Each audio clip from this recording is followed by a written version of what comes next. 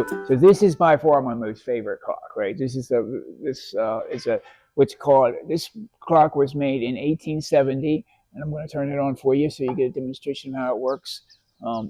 It was put together by three men. One was an engineer, and one was a clockmaker, and the other was an artist. And they put this clock together. They made clocks in the every clock they made was an individual clock. So the three guys put together this one, and when they finished with this one, they made something totally different. So every clock is an original. So this is the only one that's in the world. Okay, so these are real birds from 1870, taxidermied birds from 1870. This is a hummingbird, obviously, and this is some French bird, and this is two birds put together, and holding up pretty well for being 150 years old. It also has a music box in it, which makes it even better. So it's got a clock and music box. The artist made each one of these leads out of some sort of silk material, and he tied a little wire to them, and then wired it together and built this whole tree. And the engineer figured out, using wires and gears and pinions, how to make the bird fly back and forth, and this one got it to drink water. So this is by far my most favorite one, probably the rarest one, because you'll never see another one because it's the only one. This is called a gravity clock. This is also a French clock. Okay, so this is what runs this clock. They're large ball bearings, right? So what happens with this clock is the balls get onto the Ferris wheel, and they go around the side, and they drop into the back, and they drop down on the bottom. After 6 days, you pull the drawer out, and here they are, and you load them back up here. And this is that's how you wind the clock. So you wind the clock by using that method. That's how it's done. Okay. So this is a really unusual clock as well. It was made in 1808 by William Congreve, and he was an engineer, not a clockman. So here's how this works now. The dials here are the time. So the little dial is seconds, minutes, and hours. The way it works, the ball rolls across the ramp. When it gets to the other side, it flips and goes up, and then this will jump ahead 30 seconds. So it speaks for itself as it goes.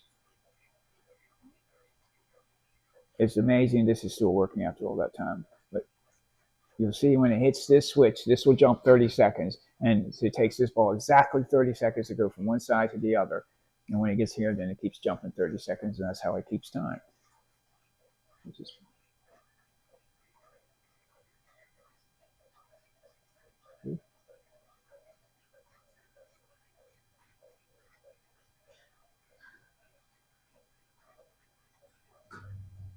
So these are called bouncing baby clocks, right? So the way they work is the bouncing baby is hooked to the escapement. So if the baby stops bouncing, the clock stops. So that's how it basically runs. That's the pendulum. And she's a swinging baby clock. So as long as she's swinging, the clock's working. If she stops, then the clock stops. And these are American clocks, Ansonian American clocks from 1886.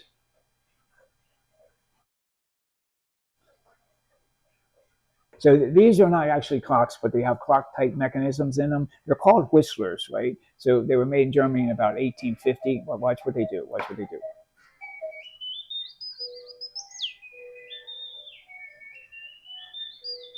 Amazing thing is how they actually work. I look how it actually works. It's got the bellows that blow the air through the whistle. Here's another one. This one's good. This guy's very good too.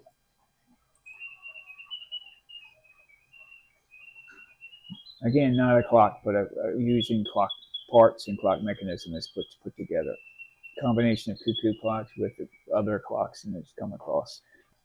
While we're right here, I have this other one. This is called a matchlight clock. Okay, so it's kind of a crazy setup, but the way this is set up, so there's a match here, the matchsticks. So you would load the match in here, and the alarm would be set like this, so when the alarm went off, this was a piece of sandpaper. So the match is in here like that, and when the alarm would go off, it would go like this. It would strike the match, and then it would light the lamp. And there's the lamp there. It would swing around and light the lamp. And then the alarm would go off, and it would go clang, clang, clang, clang, clang, and hopefully not burn your house down. But that's what happened to a lot of people in that one.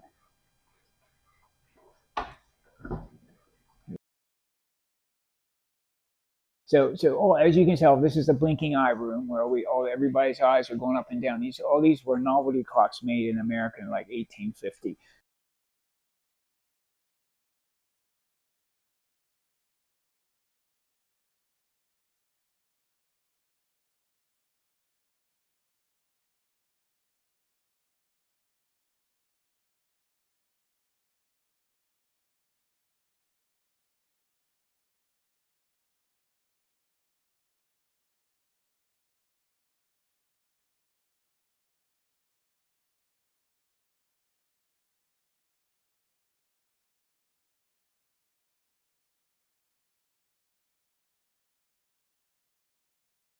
So this guy is particularly unusual because not only does his eye work, but his tongue works as well. That one's very rare because there were so few of them made that when they were made, even back in 1850, it went too far and the public didn't like it, so they quit the production of them. So they just made a few of these. I was lucky enough to find one up in New York, so that's a pretty rare one to have. But as you see all the way around the room, these guys are their eyes are blinking as they go. Very popular in that time period. Yeah, everyone has its own character. In fact, they even named them. They put names on everybody. Fun. This is kind of fun. If you know anything about Howdy Doody, this is an alarm clock. Howdy Doody alarm clock. So, you ready for this? Here we go. It's Howdy Doody time, so please wake up, smile and shine. Clarabelle, blow your horn. Blow it now, it's early morning. We all hate getting out of bed, and our Clarabelle is sleepy yet. But rising is easy for one and all when you hear Howdy Doody call. There it is. And that's actually a little record in there that plays the record over and over and over. So as I say, they gave these guys names. That's John Saul and Topsy and the organ grinder, and this is Sambo.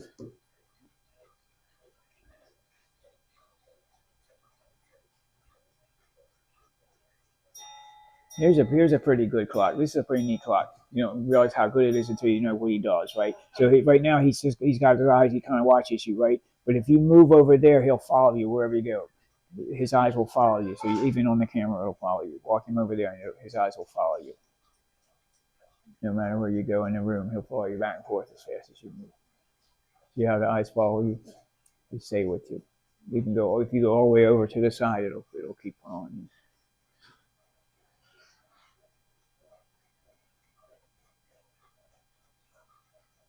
This has got the eyeballs going with the blinking eyes, only they're going sideways, but this also has a cuckoo clock inside of it, which is pretty unusual. They're some of the hardest ones to find. Here's another one here, another one there, another one. She's got pretty nice eyes. Check her out. She put a look close up on her. She's got nice eyes. She's got the sickle up to her head. Each one of these paintings were done, they're all different. The paintings are different every time. The artist just did the painting away. Here's another. This is a tiger. He also the same thing. He's got the eyeballs and the cuckoo. He's got the cuckoo in there. That's how he looks. Oh, you can get a better picture if it's open. See the eyes moving back and forth in there.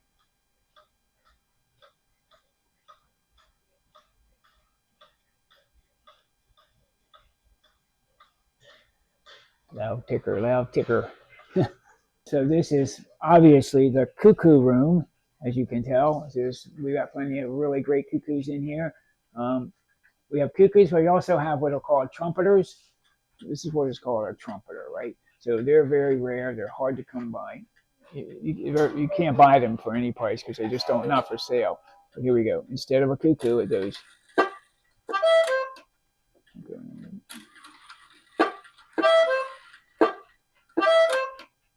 There you go. This is the oldest one. Now keep in mind now this is one piece of wood, the cannon is, but this is one piece of wood. They carved this whole thing out of one piece of wood. So this is an 1830s cuckoo clock. As you see the bird when he does his mouth and his wings flap as he goes like this. But amazingly, this is made out of one big chunk of wood, just one carving like that. And this is 1830. So this is actually, everybody keeps thinking this is Civil War, but this is way before Civil War. This is a German-Prussian war or something. I don't know, I'm not familiar with it. But this guy sitting on this stump reading the map. We figured out who he was by his uniform and his helmet. Okay, so this is a pretty rare clock because this is not only is a shelf, like would you call a shelf cuckoo or whatever, or the ones that you don't have weights, right? So on a regular cuckoo, the weights are what run it, right? On this one, you got mainspring, so it runs like a regular clock. Now this is what's called a shelf trumpeter. So it's a trumpeter, which makes it really rare. And the fact that you wind it up and you put it on the shelf makes it even more rare. The only one I've ever seen.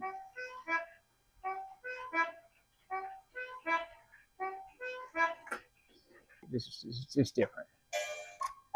It's called the kissing cuckoo. I'll keep going around a little bit. I've never seen one of these before. And of course, we got Einstein here. He's kind of nice. He's very nice. Einstein was made in 1950 by the best paper mache artist in the United States. And if you look at his eyeballs, I'm also into this eyeball thing. His eyeballs also go too. But she made him back in 1950, and he's really quite amazing. Everything's paper mache, including the chain. Every piece of it is paper mache. It's really greatly done, nicely done. He's really fun. He's so light you can pick him up and walk away with him. He's really light. Okay, so what we're going to do is we're going to set this guy right here off, right? So this is called an organ clock. I'm going to set it off from here, and then I'm going to go around here and help it along a little bit. Here we go.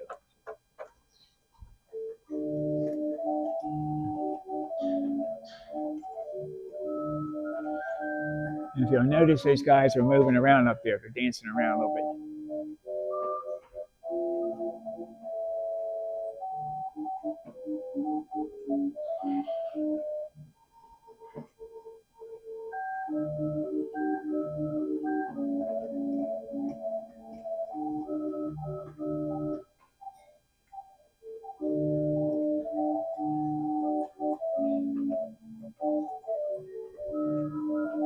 This clock was made in 1780, right? It's all wooden works movements, right? It's got a big bellows in there. That's why it's running a little bit slow, because it's a little bit cool in here. When the bellows get warmed up, it works really faster than that. So this is my best sounding clock as far as sounding good. So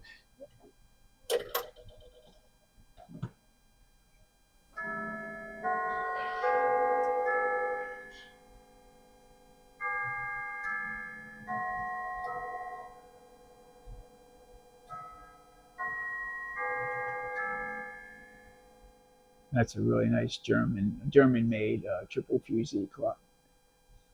Very nice, nicely done, nicely carved.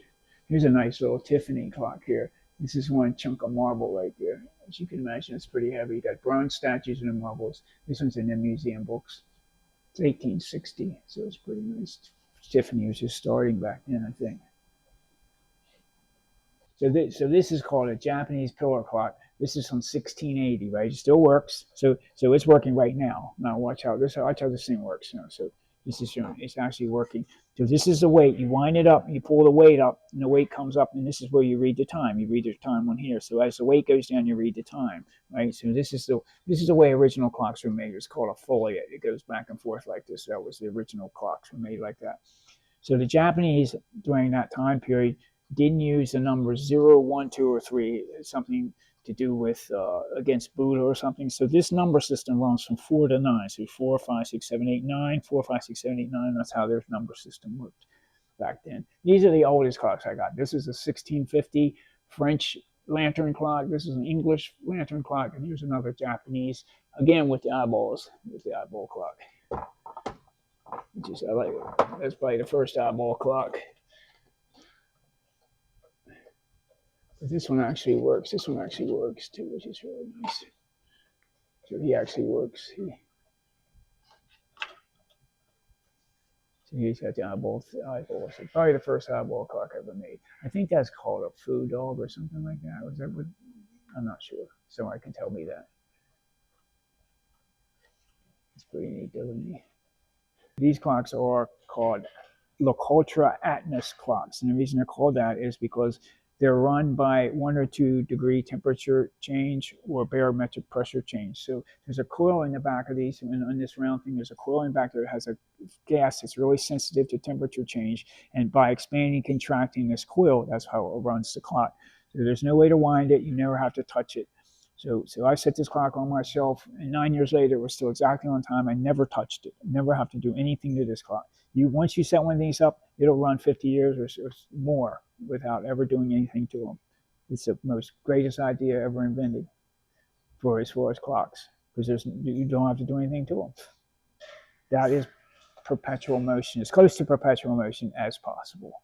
So what got you interested in clocks, clockworking, clock collecting? My father was a watch clock maker. He served in the Korean War, and when he finished, the government paid for him to go to school to be a watch and clock maker. So he did that, and then he opened a jewelry store in 1950 or so, 55, or in a small town in Baltimore County. And I grew up in the jewelry store, running around in the jewelry store. So I've always been exposed to this stuff. I went to a little school in Lancaster, Pennsylvania for 2 years to get a degree in horology back in the early 70s. And that was a 2-year course. And then when I finished with that, back in those days, you had to do apprenticeship. I did an 8-year apprenticeship behind that. So do you, in addition to collecting, do you also do repairs? I repair any type of mechanical clock. I go to people's houses and fix grandfather clocks. A lot of times I have to go to the house and take the movement out of the clock, take it back to my shop, rebuild it, bring it back and set it up in the house. That's how I do it. I don't replace any movements. I always just repair the clock that's there. So if you have an old clock that needs repairs, I'm not going to replace any parts. Now, the only thing is if any parts are missing or broken, I have to make them. You can't buy parts for clocks anymore. And why did you decide to open this museum? Because I've had so many clocks in my house. Originally, this was an antique store here, and I had one little room here, and I was just selling a few clocks, but I kept collecting and collecting, and my house got filled up. If you can imagine, my house was filled with all these clocks. I couldn't even move in the house, and I wanted to share my stuff with people, I'm definitely not making a big amount of money, but I get to show off and share my stuff, because people never see this kind of stuff. There's only 6 clock museums in the whole United States, and there's only one other one that has this kind of stuff in it, and that's the big one up in Columbia, Pennsylvania. But they don't have a lot of stuff that I have. So, and this is my personal collection. They have donors and all that kind of stuff that have contributed to their. Would you take donations if people had an old clock? I would take donations in any way, shape, or form. Financial as well. Oh, sure. I mean, I have to fix clocks to cover the cost of running this place. I'm not making it. I sell clocks here. All the clocks on this side of the room are for sale, and I sell them for a really reasonable price, and I guarantee them, which you can't find anywhere in the United States, where you can buy an antique clock guaranteed. So that's different. And I sell them for a really low price because I buy them from auction, and I buy them usually broken. That's what I want to do, buy them broken, and I fix them, and I can pass that on. So I sell more clocks than anybody else, I think, because I sell them for such a fair price. But it's donations would be helpful. No question. And if you had to pick just one clock in the whole building, just one clock in the whole building, which one would be your favorite? I have to say the bird clock there, the one with the birds flying around on it, the flying bird clock. That's by far the best one.